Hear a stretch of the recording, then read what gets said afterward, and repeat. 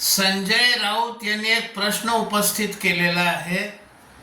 तो प्रश्न असा आहे की मुख्यमंत्री देवेंद्र फडणवीस अजून मुख्यमंत्र्यांचं जे अधिकृत निवासस्थान आहे त्या वर्षा बंगल्यामध्ये का राहायला गेले नाहीत, ते अजूनही सागर बंगल्यात का राहत आहेत. आपल्याला लक्षात असेल की मागच्या कार्यकाळामध्ये एकनाथ शिंदे हे मुख्यमंत्री होते आणि त्यामुळे ते वर्षा बंगल्यात राहत होते. देवेंद्र फडणवीस हे उपमुख्यमंत्री होते आणि म्हणून ते सागर बंगल्यात राहत होते. आता देवेंद्र फडणवीस मुख्यमंत्री झालेले आहेत, एकनाथ शिंदे हे उपमुख्यमंत्री झालेले आहेत, पण अजून त्यांनी वर्षा हा बंगला सोडलेला नाही.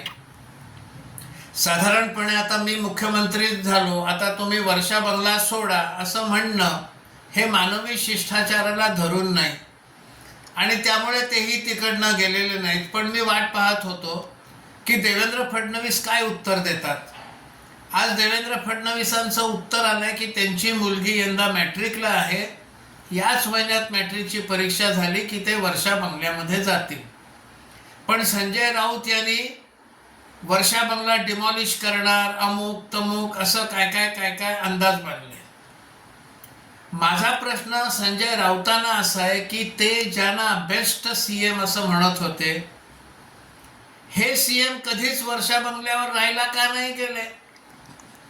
ते तर त्यांच्या मुख्यमंत्र्यांच्या मंत्रालयातील कार्यालयामध्ये देखील जात नसत. त्यांनी घरनाच कारभार केला, घरातनं बाहेर पडत नसत. म्हणून लोक देखील त्यांना घरकोंबडा मुख्यमंत्री असंही म्हणायचे.